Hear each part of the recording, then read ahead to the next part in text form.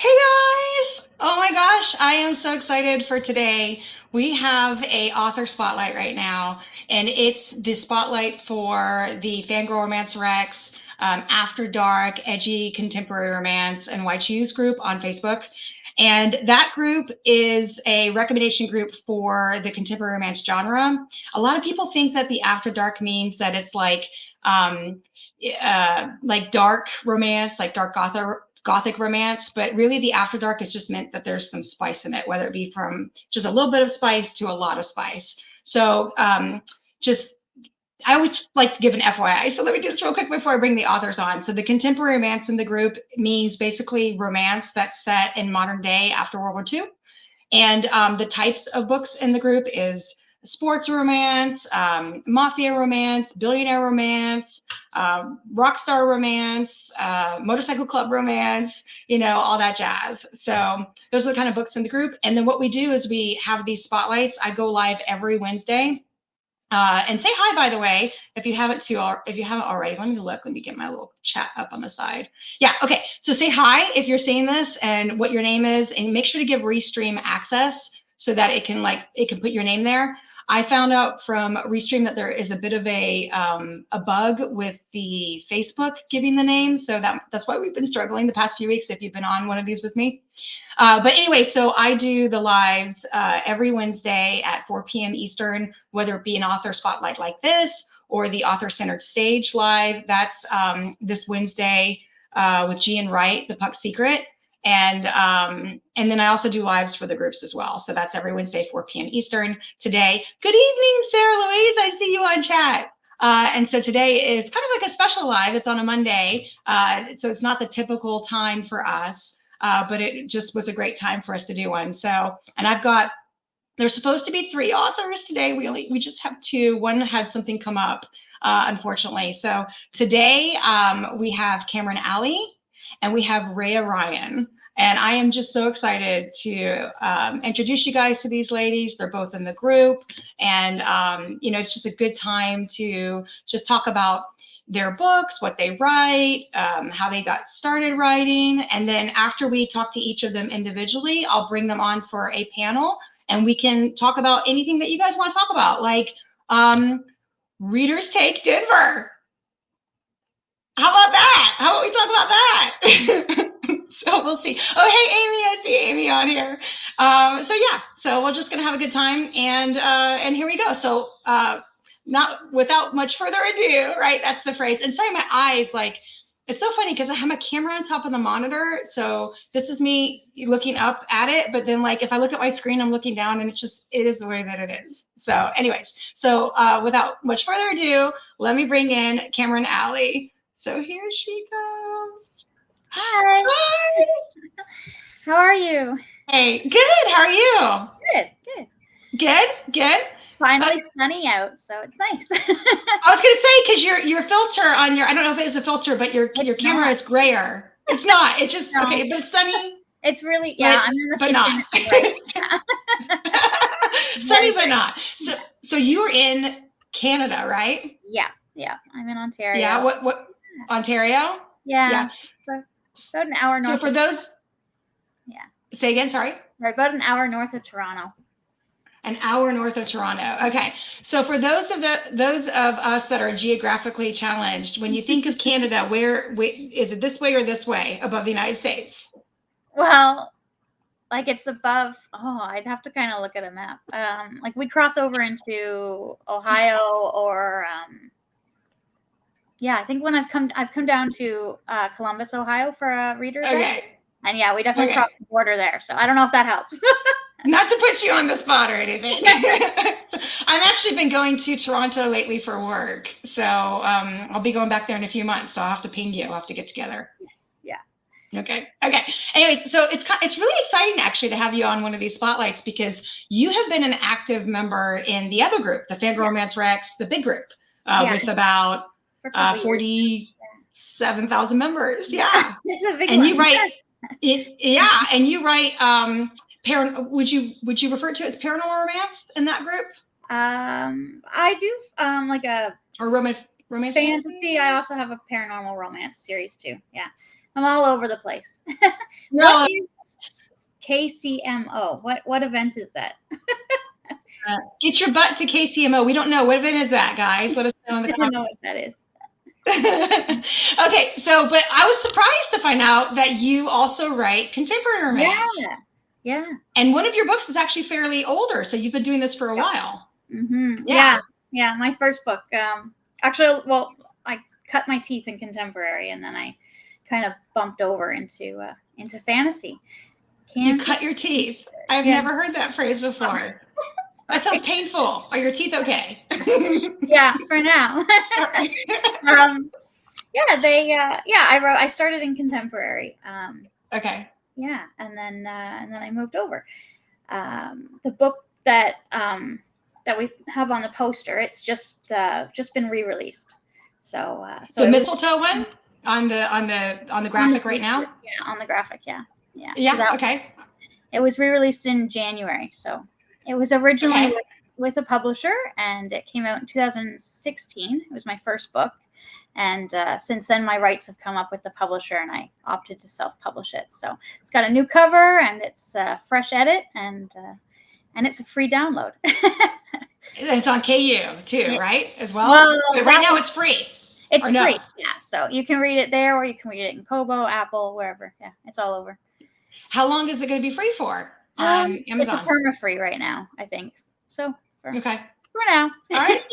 No, that's cool. That's cool. That's awesome. Gets people an idea, and they can jump in there and give it a try. Amelia Hutchins, she always has every first book of her series for free. Yeah. I like that. As a reader, I love that. Yeah.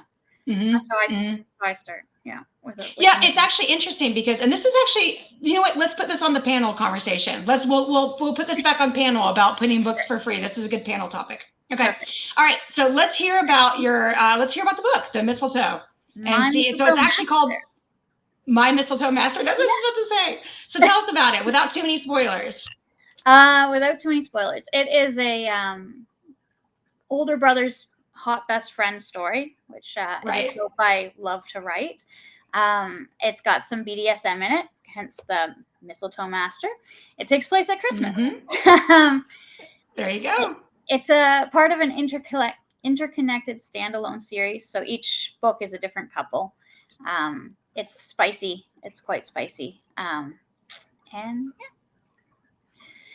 So talk to me about the spice. So when you say it's quite spicy, does that mean that it's graphic, or does that mean that there's a lot of spice, or is it both? It's both. It's when I was first starting to gather readers, I kind of got labeled as writing warm and fuzzy contemporary erotic romance. So it's hot, it's spicy, but it's still kind of got that warm and fuzzy feel. So if you don't want something super like dramatic or intense, then this will work. But it's still gonna be really hot. So it's got they use some toys in this. They use a bit of bondage. They use a ping pong paddle for some stuff, and it's a ping pong paddle. All right then. Okay. Well, it gets the job done, I suppose, right? So this series was a little hard to market. It's called the Unexpected Changes series. Okay. So this first book had BDSM in it, and the second one has some scenes that are one guy with about 4 women. So it's a bit of a jump in kink. And then book 3 and 4 are not. They're still explicit with lots of love scenes, but they're not as kinky. Okay, so the one guy and the 4 women, I have to rewind back to that. Yeah. Okay, so is that so it's not a white choose though? It's MF. Not really. But there's a scene. There's about 3 or 4 scenes. So it's so okay to market. It's an MF, so it's they have a happily ever after together, the 2 of them. But his kind of thing is that he's been picking up these women, and he meets them in a hotel room, and they get together, and they have like this body positivity, enjoyment of each other. So it's just him and these 4 women, and generally he tends to go for curvy, heavier ladies, and so they you know, they have like this really cool kind of relationship with these other women because they, you know, they support each other. They sit down and they have a glass of wine and they talk about their day and their week, and then they kick things into spicy time. So yeah, it's Okay, cool. a different book. No, but that's good. It's different is good. Different is good. So, tell me about. So, first of all, your website has you as an erotic romance author. That's your market, right? What it says, yeah, on there, yeah. That's what it says. That's where I started, yeah. So, like, you had read the beginning of one of the fantasy books, and it's definitely a slow burn. It's still explicit love scenes, but there's not as many of them. The next book in that fantasy series gets a little bit spicier, but yeah, it's definitely slower burn. These ones are like, let's enjoy our time. Let's get right to it. That's good. So tell me about, because I don't think we actually talked about the storyline for the Mistletoe. So my Mistletoe Master, we said that that the main character, the FMC, has a crush on her brother's best friend. Yes, yeah. Right. So she has a crush on him, and at the beginning of the book, she comes onto him at a party. She pulls him aside and kisses him under the mistletoe. And hence Mistletoe Master. Yeah. He's liking it, and he kind of realizes, hey, I'm not supposed to be doing this. And so he tells her, I'm not interested. And she kind of disappears for 3 years, hides away at school, and then she comes back and he catches her watching a pornographic video, and it kind of rolls from there. So. All right. All right. So I did notice, because I did pick up the Stalker one. So the Stalker one is, which is that in the same world? I'm getting confused. It is, now. Yeah. It's book number 2. That's book 2. Right? That's the one with the other women. Yeah. The one with the other women. Okay, so I had started that. Yeah. I actually was really getting into that. I think that was a really kind of a little bit of a unique storyline. Because if I'm reading this correctly, right? Because I just started, because I try to read the samples before the lives, right? At least. So it looked like the main character begins with a B. Yeah. Brooke. Yes. Sorry, I was just having a blank moment there. The main character, Brooke, had a crush on Gabe.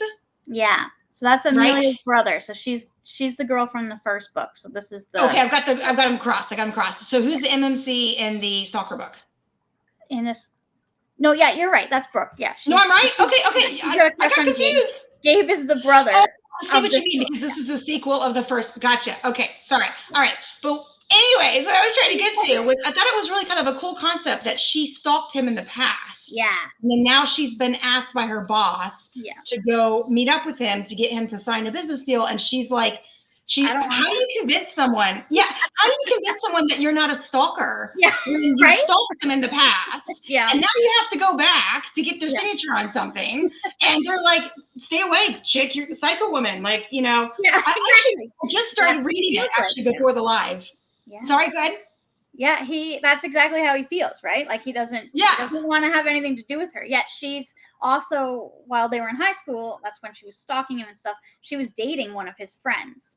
So I don't know if you've got to that part yet or not. No, I haven't got that far, because I literally just started it before the live. She's always kind of been around. Okay. Yeah, so I thought that was really cool. I actually was really into it. I did notice, though, that you write third person. Yeah, I do. Yeah. Do you write third person for everything? So far for most things, yes. I have an MM series of like 3 really short stories, and they're in first person. They're one of the ones that I'm going to be re-releasing, so it'll probably come out next year. And I've got like a ton of books I want to write, but I've got an idea for a mafia one, and that's going to be a first person one. Okay. All right, cool. Yeah, no, I find that a lot of books today are first person, right? And typically what I hear is that authors that still choose to write third person has to do with the fact that either they just like third person better themselves, they like to read it better, they like to write it better, or they don't want to do all the POVs. And so third person is a way that you don't have to do, 12 different POVs or whatever, in some of these books. So yeah, I just picked that up when I was reading it, but it's good third person. Good. That's good. That's good. Yeah, it's good. Yeah. When I first started reading the romance, it was all written in third person. So I think that's kind of what influenced me then. So now I'm reading a lot of the stuff that's written now, which is first person. And I'm first thinking, person, okay, yeah. I kind of want to write in that too. I think we have things trend, right? Like, and who knows how long. First person is very popular right now. Who knows how long it'll be that way? You just don't know. So, but yeah, well, cool. Awesome. Okay. So, before we wrapping up, let's talk about all the series that you have out available and where people can grab them. Okay. Or however you don't have to talk about all of them, but, just to give people an idea. For the contemporaries, we've got the Unexpected Changes series. Book 1 and 2 are out now. They're wide, so you can get them everywhere. My Mistletoe Master is free. You can get that everywhere. The next books are already on pre-order because they're just re-releases, so we're just doing a quick turnover for them, and they'll all be out hopefully by the end of June. So you can get them everywhere. My fantasy story is right now in KU, but I'm pulling it out because it's not doing very well there. So it's going to go back wide soon. So if you are in KU and want to read it now. I also have a set of novellas. Cameron, let me stop. Let me stop you just 1 second. You paused in the middle of that last piece. You were talking about your fantasy series and your screen paused. So say that last. It's okay. It happens. But go ahead. Say that one more time. Yeah. It's in KU right now, but it's going to get pulled back out and go wide. So if you want to read it now before it leaves KU. And the name of the book, because they didn't hear the name of the book. Oh, that one's Love Spells, Full Moons, and Silver Bullets. That's the long one. Perfect. There's also the Tales, the Siren and the Water Witch, and the Siren and the Hellhound are in there too. I have a 5-book novella series called the Love Me or Leave Me series, which is it's very similar to the Unexpected Changes series, where it's hotter, warm and fuzzy, and it's being bundled. It's going to be coming out as a box set in June, which I'm really excited about. So that's exciting. Yeah, it's my first box set, so I'm really excited about that. Yeah, that's very exciting. Awesome. Well, thank you so much for coming on. Sit tight if you don't mind while I talk to Rhea. And then we'll bring you back on. Perfect. Thanks. All right. Thanks. Thank you. Bye.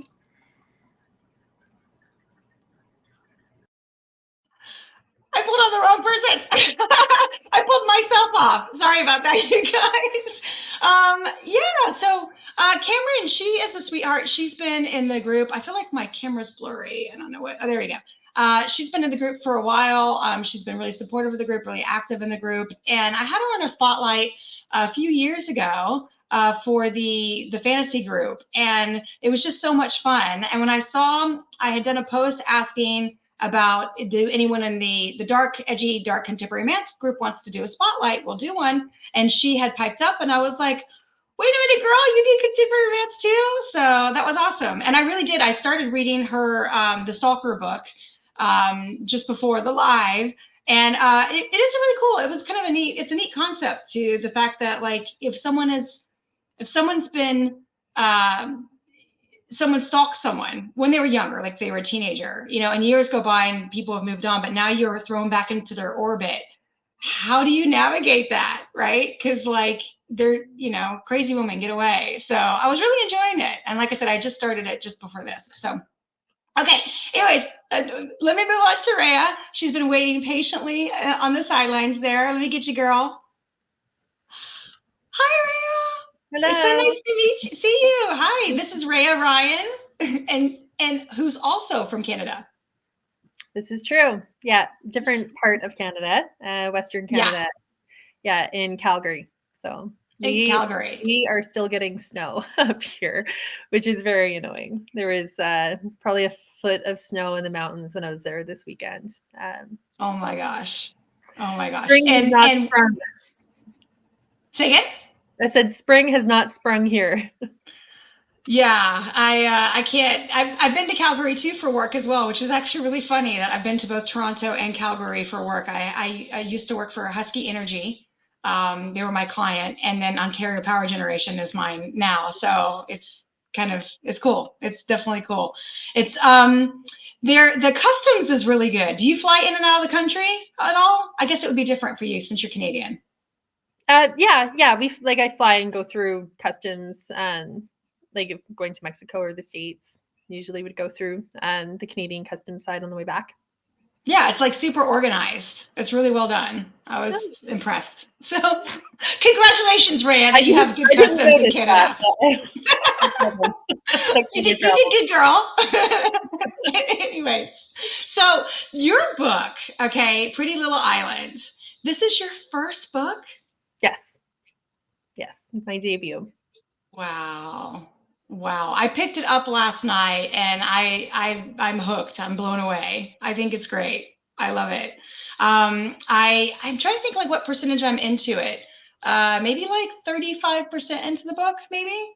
But it's got all this mystery. Like and I don't really know what's going on, but I do know what's going on. It's great. Why don't you tell us a little bit about it? In your words, not my words. Yeah, I don't want to say too much because there's don't sort of spoil. There's like a big thing that happens, kind of maybe 20% in, 25% in, that kind of really sets the stage for the rest of the book. So, maybe I'm not there yet. Maybe I'm not. Maybe not. I'm not as far as I thought. I don't think Sorry, you are, but no, that's okay. That's okay. I don't think you're there yet, but yeah, it's about a young girl who goes back to school. High school. So they are high school age, except for the male main characters who are twins. They are a little bit older because something pretty traumatic happened to them. A mystery of sorts that you had already mentioned. And my main character, London, ends up joining the newspaper kind of journalism program, or not program, but club. And gets sort of tasked to do this side story on what really happened with these twins. And then they get sent to a hockey tournament in Alaska. And that is sort of maybe where I'll leave it, because lots happen. Yeah, that's probably where I'm at. I'm thinking it's great. You know, the opening prologue having this celebrity appeal in it, very off the beginning. There's cameras, there's lights, people are calling their name, you know, and then there's that mystery about, well, what happened to get to them to that point. Was really interesting. I was immediately kind of like, okay, this is interesting. I don't really know what this, because I like to go into books completely blind.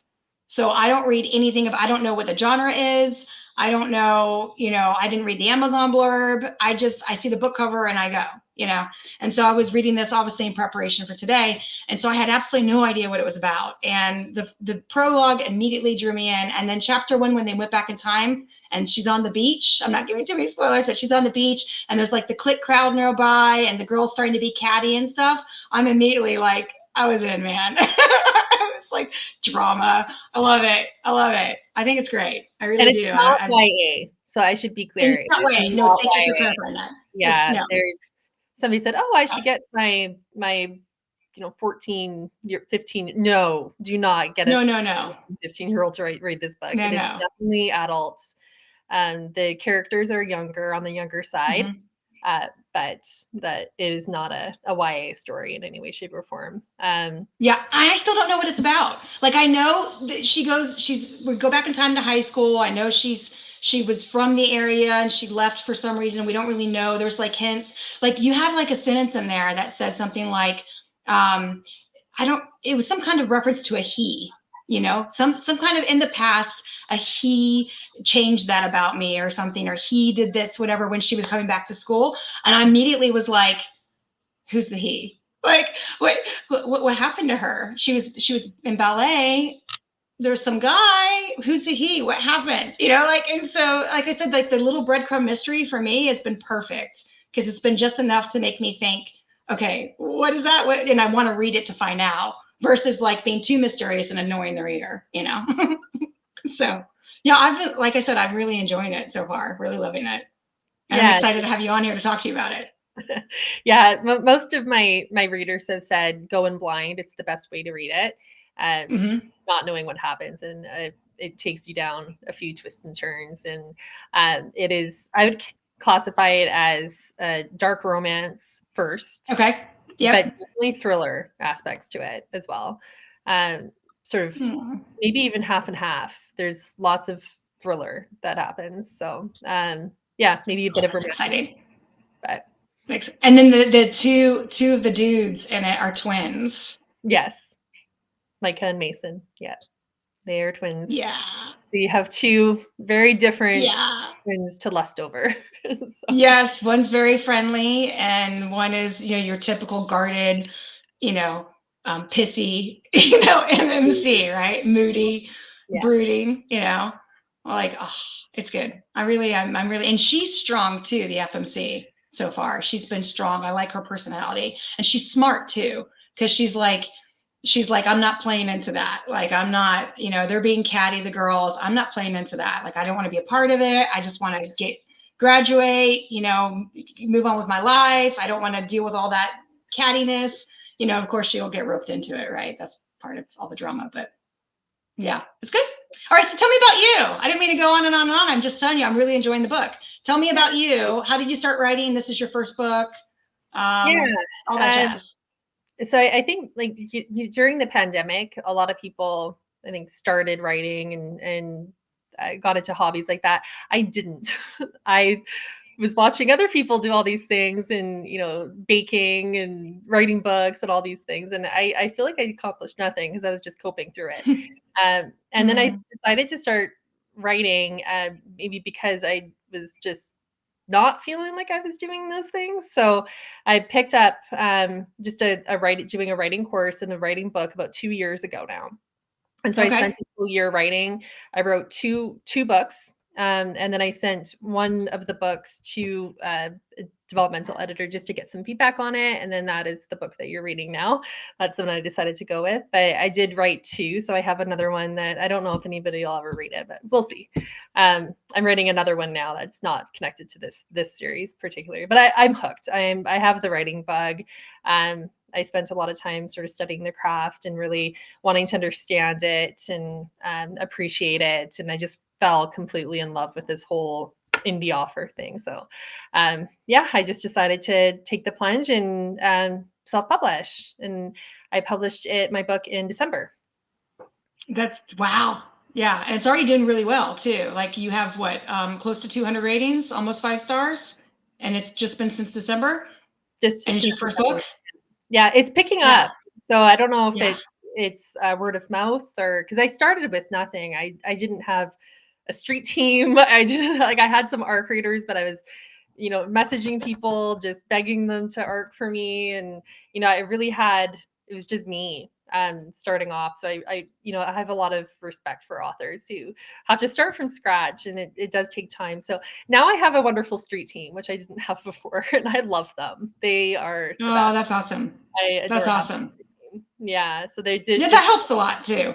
As long as the street team follows the rules of the group, that's all I'm going to say. I have no complaints about my street team. They are fantastic. That's awesome. That's awesome. That's awesome. Yeah. Yeah. We had to change the rules and ban street team posts because we were getting in the groups, we were getting street teams that were literally just joining to drop the adverts, which is fine. But we have a no promo rule in the group because we want to be the voice of, readers, right? And have the real genuine recommendations, which it's tough, not to say that the street team isn't, that they are because they love the authors, but we just don't want the post to look promotional or a Facebook ad, like, at all in the groups, right?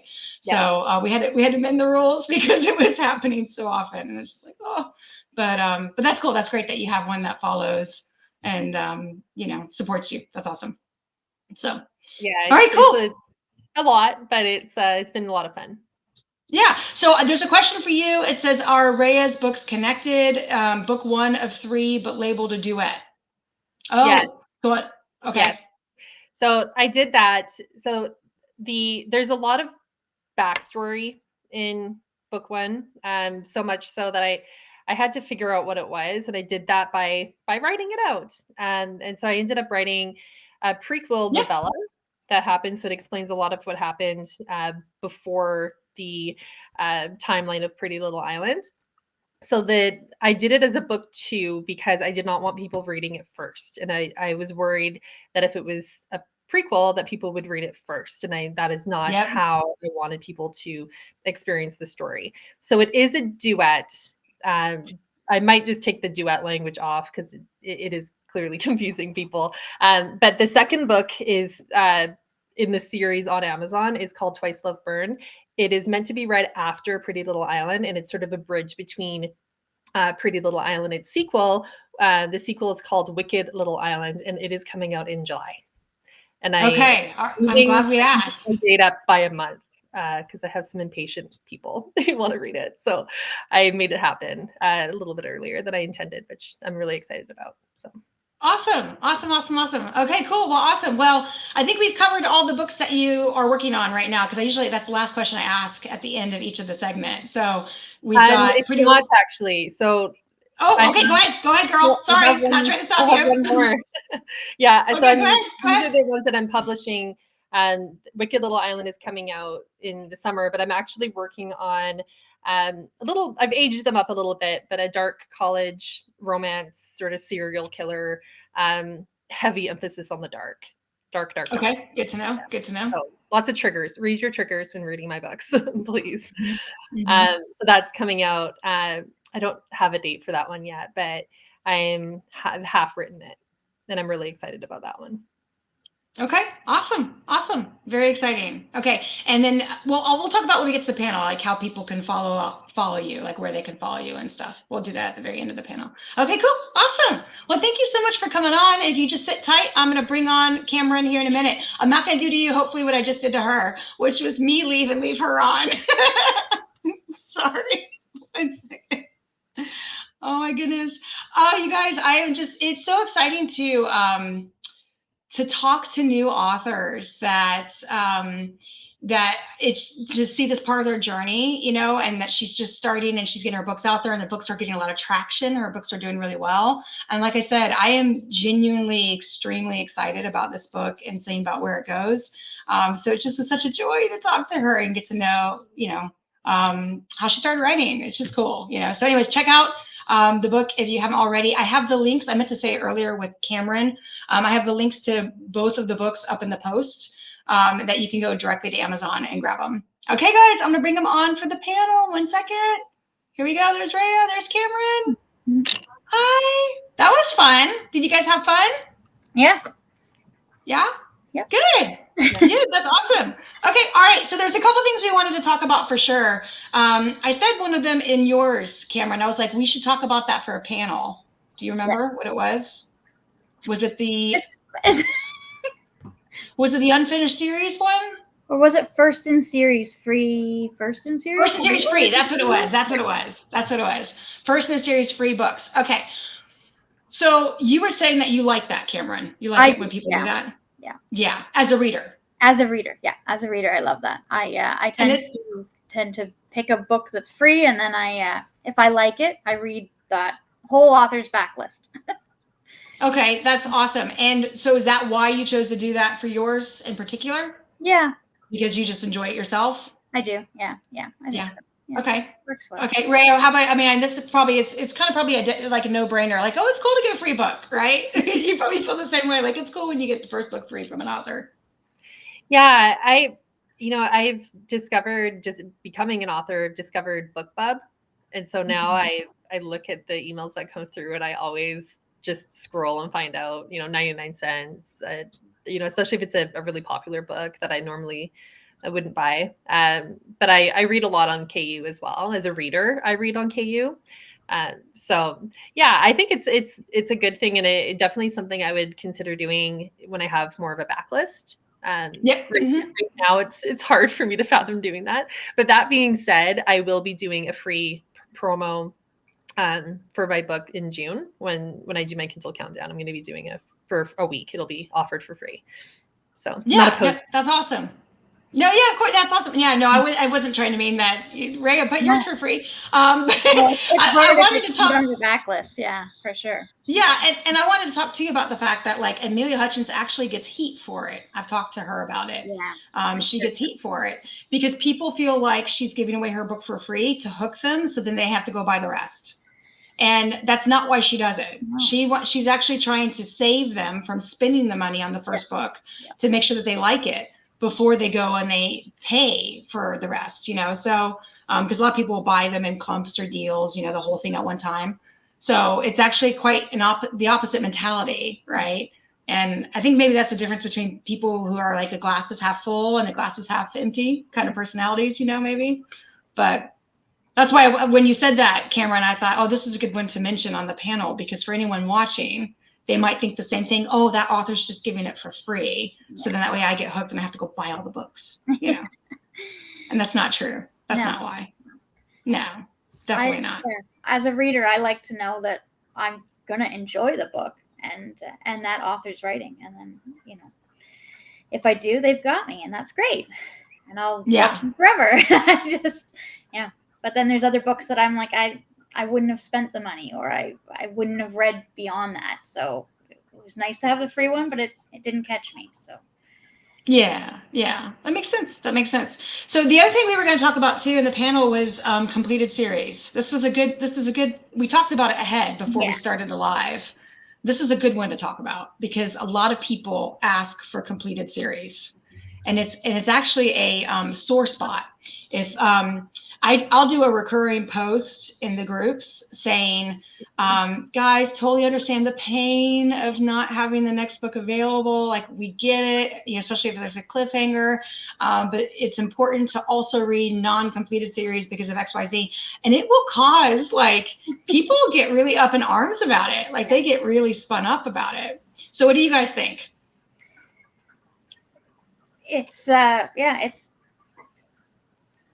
you go first. Sorry, I can start. I just was feeling like I was talking too much. Go ahead, Rhea. That's why I started with a duet, just to see how it would sell, and then go from there, and then plan out a series maybe after. As a reader, I'm kind of on the fence of I'd rather wait until the series is done, because if I'm really into it, then I will power read. But as an author now, I have a bit of a different perspective, and it is really hard to write as quickly as people can read. It's impossible to keep up. Right. Ultimately, it comes down to, if we're only reading completed series, then the series may never get finished. Right. That's like what it really boils down to, because an author relies on those sales, especially if it's their livelihood, to keep writing. Right. And if their publisher doesn't see a demand for it, in cases where they're published outside of KU, right, and they have a traditional publisher, they'll just cancel the series. And we've seen it happen, right, time and time again, where series get canceled, you know. So if the author's self-publishing, it's a lot of money to put out the cover and the editing and the formatting and all that, and it's, you know, we're talking thousands of dollars, and you don't see that come back right away. Right. Lucky if you do see it come back. So right. So because like a lot of people don't realize, but like when you have a publisher, they pay for a lot of those costs, right? And then they also get a lot of your sales, like a percentage of your sales. That's how it works, right? But when you self-publish, you don't have anyone paying those costs except for yourself. So that's coming all out of your pocket before you ever earned a dime. And, you know, a lot of people who are on KU, they have full-time jobs in other places because they can't afford to be a full-time author yet, not until their books kick off, right? So, I like a cover photo. How expensive is a cover photo, do you find, Cameron? Like, what did they range just to buy a cover for your book? The ones that I just bought were under 300 Canadian, but she's raised her prices this year, so now it'll be over 300 per book. So I'm rapid re-releasing 5 books, so that's $500 right there. And then you've got all the editing for that, and that's going to be at least $200, $500, depending on how much editing you need. Yeah, editing's expensive too as well. Yeah. And we're not complaining. It's a part of that's what it is, right? But it helps to buy them as they come out, because then you're supporting that author in their writing journey and their process, right? Now, I know this is happening more in fantasy books, and we're starting to see it happen more, and it's something I'm going to be doing in the fantasy books, not so much contemporaries, is where they're putting a summary in at the beginning. If it's a series, ongoing series, like a little refresh. So if you're reading multiple series, I love that. I love it. Yeah, I love that. I love that. I love that, because that's part of the complaint, right? Is like, I'll forget. Like, so I want to wait till they're completed, because I don't want to have to go back and reread a book before the next. And so that is the answer, the solution that a lot of authors are doing. C.M. Crawford does that. I was going to say it's they, a duo, a writing team, but they now do a summary at the front of every book of their previous book. So you don't have to go back and reread, and that way you can read them as they're coming out, So great idea. There's a comment here that says, I love waiting for the next book. It is such a build up and so exciting. Also fits in well with my mood reading. That's Amanda Starr. That is so true. Like, I actually prefer uncompleted series now for that reason, because I like to talk about it with others and have that anticipation. Join the authors group on Facebook, and then do posts like, oh, what, I remember, let's see, Broken Bonds, Jay Bree. There was a lot of questions about Atlas, that character. And like, as the series was coming out, people were dropping posts just saying, oh, what do you think he's really a Bond? Do you think it's someone else? And it's just fun, right? To have all that like buzz. So anyways, it's like you bond with book besties, at least I find, so, but I think we all understand, right? Like, we get why people don't like it, because you get done and you're like, where's the next one? I need it. It's a motivating factor for me. So my book does have a cliffhanger. It's right in the warnings, so I tried. Okay, good to know. Well, in my mind, it wasn't a cliffhanger, but my reviews say differently. So I apologize in advance, because in my mind it was happy for now. But anywho, that there was nothing more motivating to write and get the second book done than having so many people read the first book. It was just like, oh man, I gotta get to this. So I spent my very cold Canadian winter writing the sequel. And yeah, I'm really excited to have it published early. But that was because people read and appreciated the first. Because authors are humans too. They're people too. They have feelings. And it's like, they're seeing all this love for their book, and then it's exciting. It's super exciting, like you said. So I get that a little bit, because I'm not going to talk much about me, because this isn't about me. This is about you guys. But I started writing, and I have a beta team. And I drop off each chapter to the beta team when I finish a chapter. And I am like on pins and needles, just waiting to hear what they think and what they say. And like the Libby voice text, I'm like, this is like, so I know how that feels now. I didn't know that before as a reader, but it makes you want to write. Yeah. Yes. You're just like waiting, because like, I know certain people on the team are certain like pro different people on the story. And so like, I'll write a chapter that's really favorable for like one possible scenario, and then like the ones that are like pro team this one character versus the one, they get really excited, they're like, oh, this finally happened. And then the other team people, they're like, no, and it's like, we already have teams having teams forming. It's great. And it's not a love triangle, but my favorite part of the authoring journey so far has been just having people reach out to me through DMs on Instagram or Facebook, just like, hey, I'm reading your book, and they just want to talk about it. And I love it. I will seriously give them all the time in the day. I'm like, I'll be here for you. What if you want to talk? I just live for it. It is my favorite thing. I love authors that are accessible like that. I love that. And I love authors that stay that way even when they get big.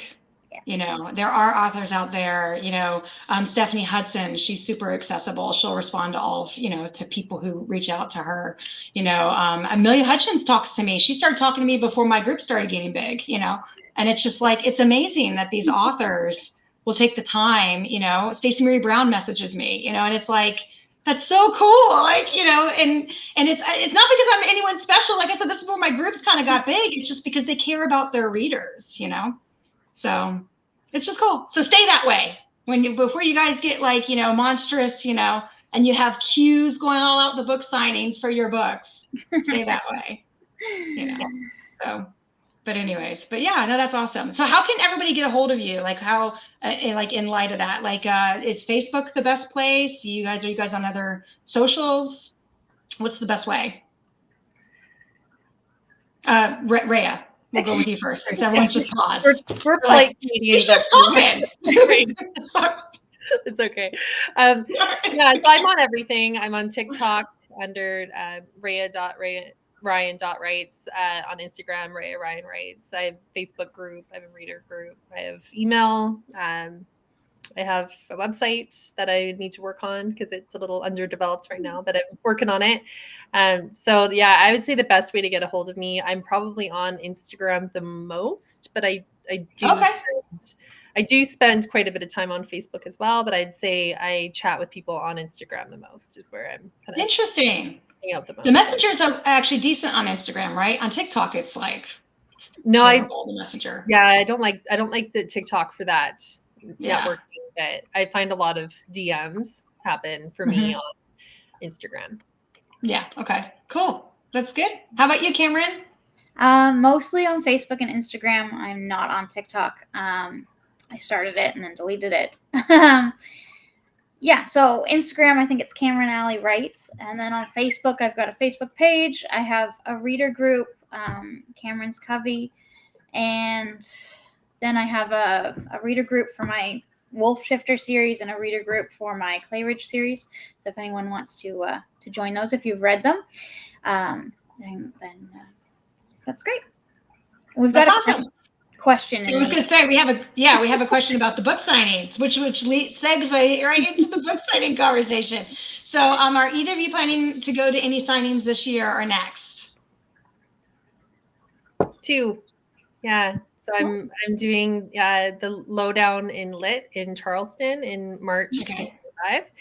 And then it's not announced yet, but I'll be doing Sinners and Stardust in Boston in 2025. Okay. Cool. Awesome. I'm really excited about both of them. Very exciting. How about you, Cameron? I've got Ignite this coming summer in Toronto. So they're normally, I think this is their 7th or 8th year doing it, but they're normally in London, Ontario, and they've just moved to Toronto. So that's in August this year. Yeah. That's awesome. So it sounds like you and I have something in common because you're trying to work into getting a book signing in Orlando that you're hosting. Not Orlando, in Canada. Yeah. And I'm starting with FanGrrrl Romance Rex. We are actually heading into the book signing area. So I'm working on getting one together for Orlando right now. That's sponsored by FanGrrrl Romance Rex. So it's exciting, isn't it? Getting into it's a little bit, especially after hearing all these posts with Denver, Readers Take Denver. It's like, wow, there's a lot to consider, right? Mm-hmm. Yeah. Yeah. That's it doesn't sound good. Are you trying to do it through your author name? Are you trying to do a company? What are you trying to do? Just through the author name. I don't know. Yeah. I've looked at it a couple times. I've been trying to work it out for a couple years now. My kids are little, so that makes it difficult. And I'm not writing full time, so it's not like there's an income there to spend towards it.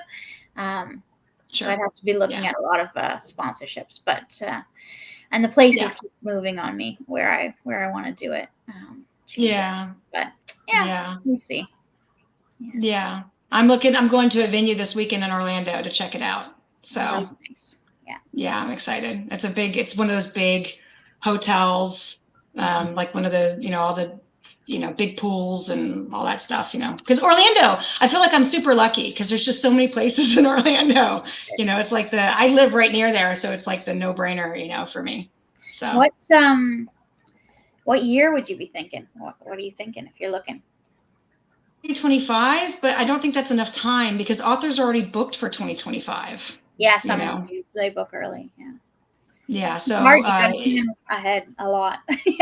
Yeah. So I'm thinking 2026, but I'm actually really lucky, and I'll wrap this up real quick. I'm actually really lucky because my brother and his wife, they host cheer competitions in the state of Florida, and they have it's East Coast cheer. They have a big company.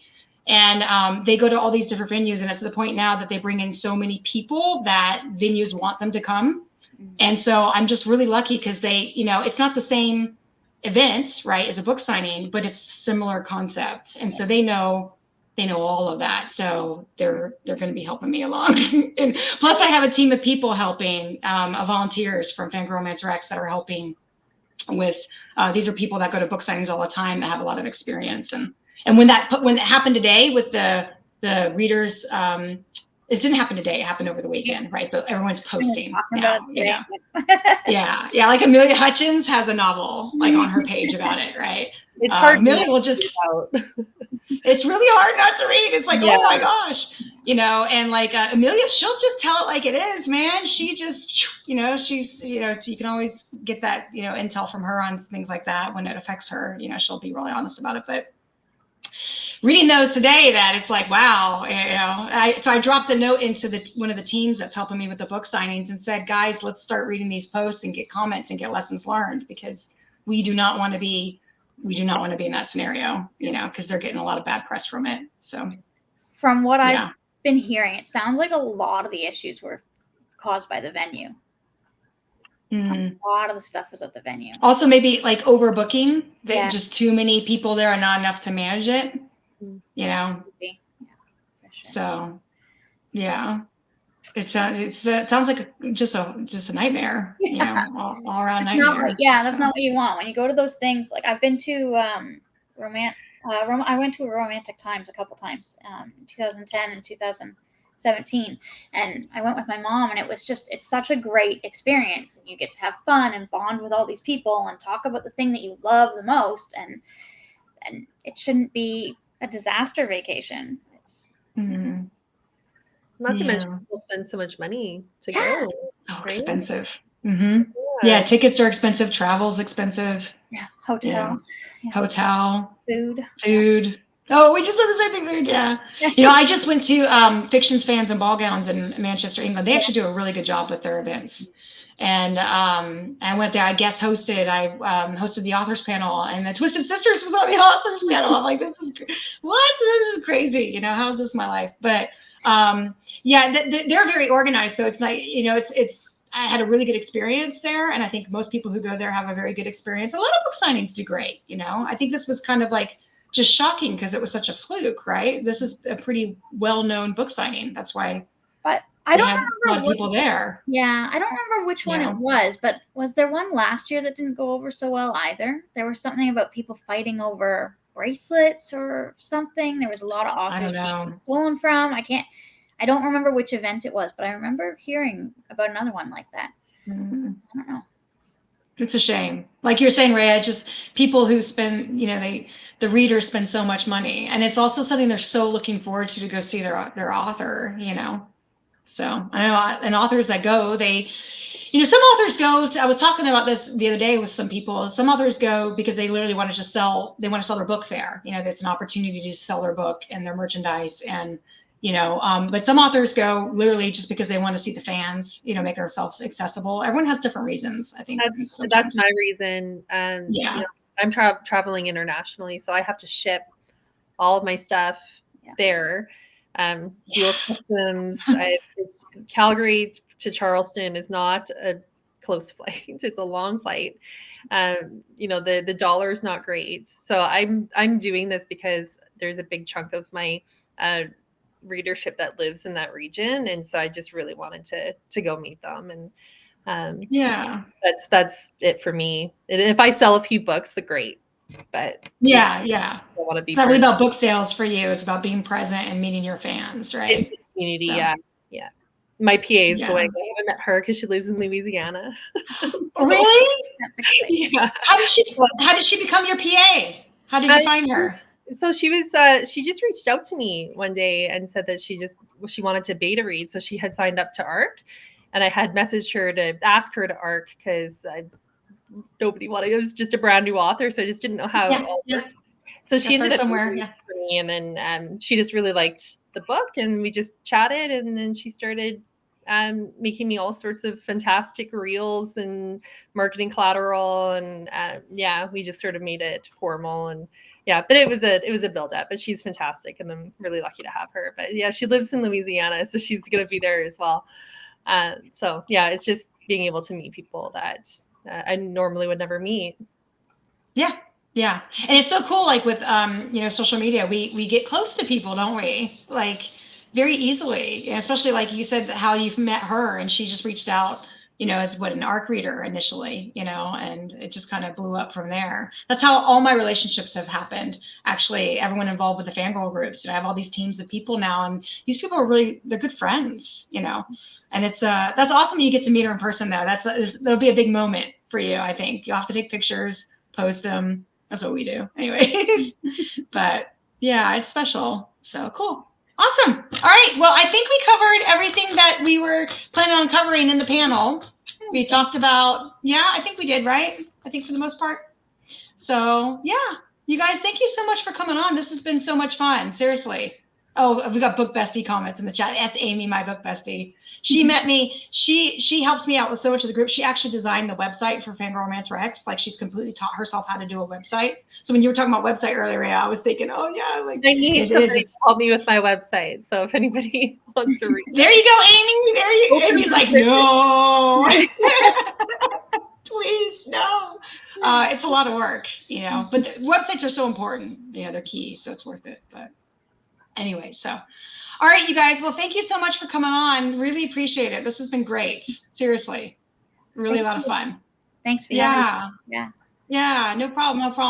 All right, well, we'll see you around on Facebook and Instagram, right? Instagram for both of you two and Facebook, I think, and no TikTok for Cameron. No. All right, you guys. Thank you so much. I'll see you later. Okay. Bye.